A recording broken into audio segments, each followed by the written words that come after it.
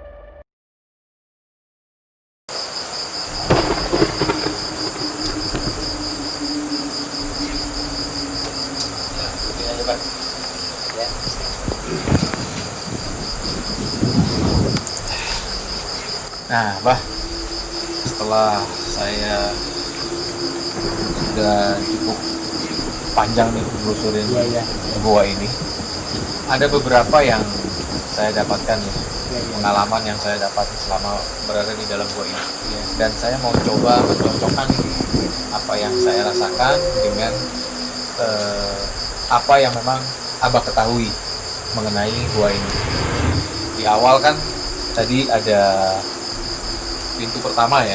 Iya, pintu Pertama itu merupakan pintu izin. Iya. Izin untuk masuk ke lebih jauh di dalam gua ini. Iya.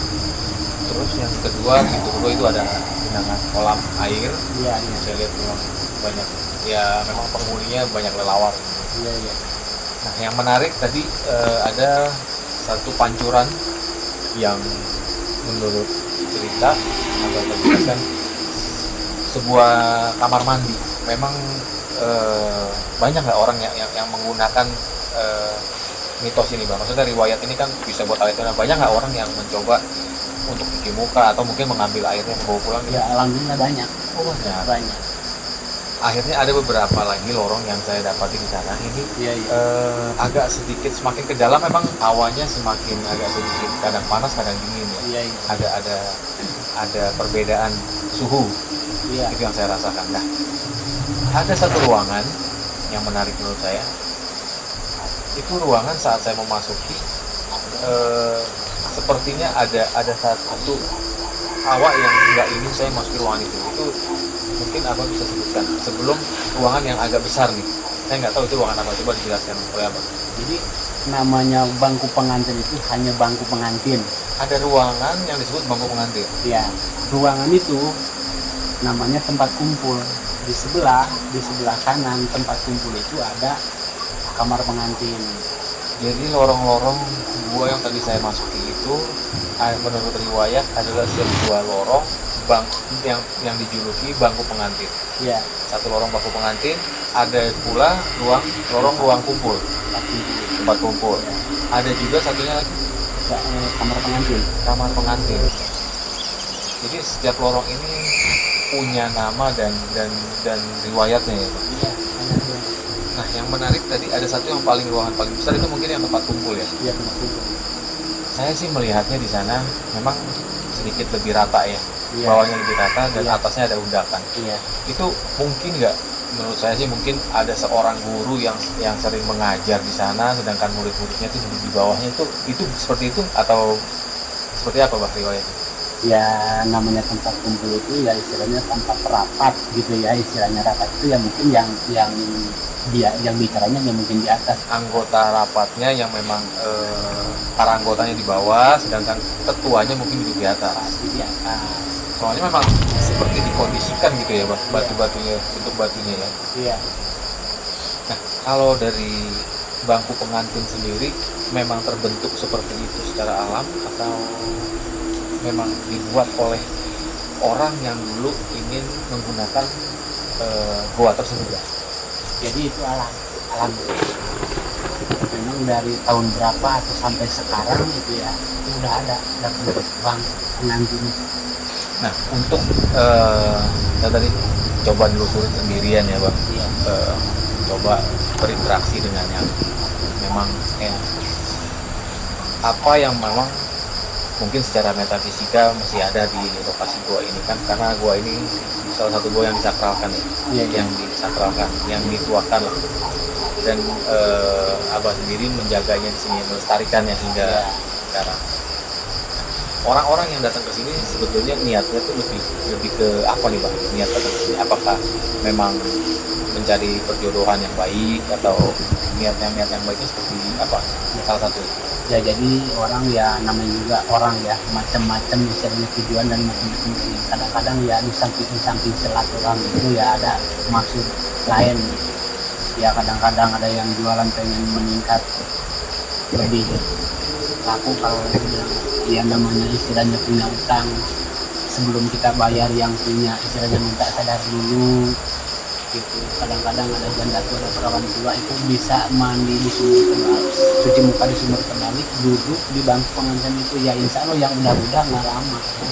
Kalau saya nggak bisa ngasih harapan, wah kamu ini bakal hasil nih, nggak bisa. Apakah kamu nggak bisa nggak bakal hasil? Jadi kan orang masing-masing punya bagian gitu, masing-masing punya nasib. Ya kadang-kadang orang pengen merubah nasib gitu ya. Gitu. Tapi memang kak, karena namanya nama pengantin, apakah memang ada keterkaitan dengan satu kisah orang ingin menjadi ada pengantinnya di sana, atau memang ada calon pengantin yang akan menjadi pengantin di sana? Gimana? Riwayatnya begini. Jadi sang raja ini menikah dengan Iya. jadi ya sesudah lahir atau tahu masih dikandung ceritanya itu bisa dalam sekian lama 10 tahun kali ya 10 tahun ya sang raja itu ya main lagi ke mantannya. Tahu-tahu di pas di rumah mantannya itu ada putrinya cantik. Bahwa ya sang raja itu nggak tahu bahwa putrinya itu nanya sama ibunya, itu siapa, itu anakmu.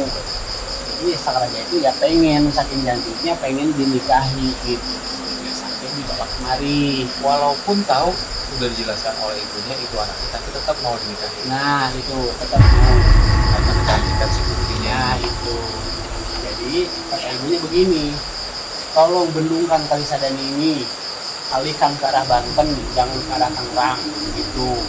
Jadi kalau ini lulus sampai istilahnya ke ke Banten itu silahkan, kalau tidak bisa dilarang, dan kalau istilahnya itu terbukti Bendung Kali Sadani diarahkan ke Banten. Kalau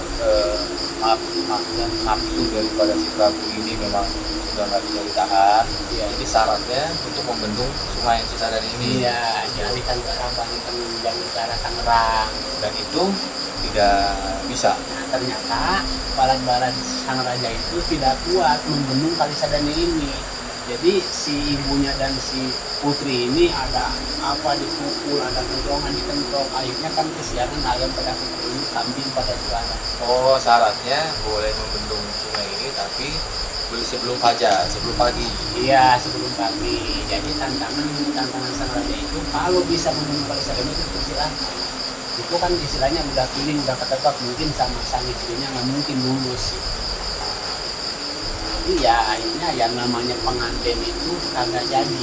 Kenapa dibawa ke sini bang waktu itu? Apa Ya. dibawa lari atau gimana? Ya dia juga nggak diapa-apain. Waktu itu kan tanya sama ibunya, kamu diapain? Dia nggak diapa-apain. Gitu. Datang ibunya sendiri, itu suruh bendung Kali Sadani itu kan ada namanya batu bukti kali itu kan cerita.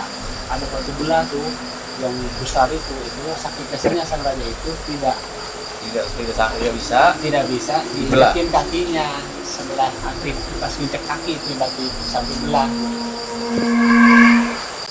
Ya, nggak cover, itulah tadi sebuah perjalanan saya, dan klarifikasi juga saya sudah mendapat izin untuk tayangan ini, dan kalian telah melihat perjalanan saya tadi. terima kasih ya Pak Endi. Ya, kembali. Ya, waktunya sudah selesai. Semua informasi, semua riwayat yang telah Abah ceritakan, semoga dapat bermanfaat nih bagi tayangan saya.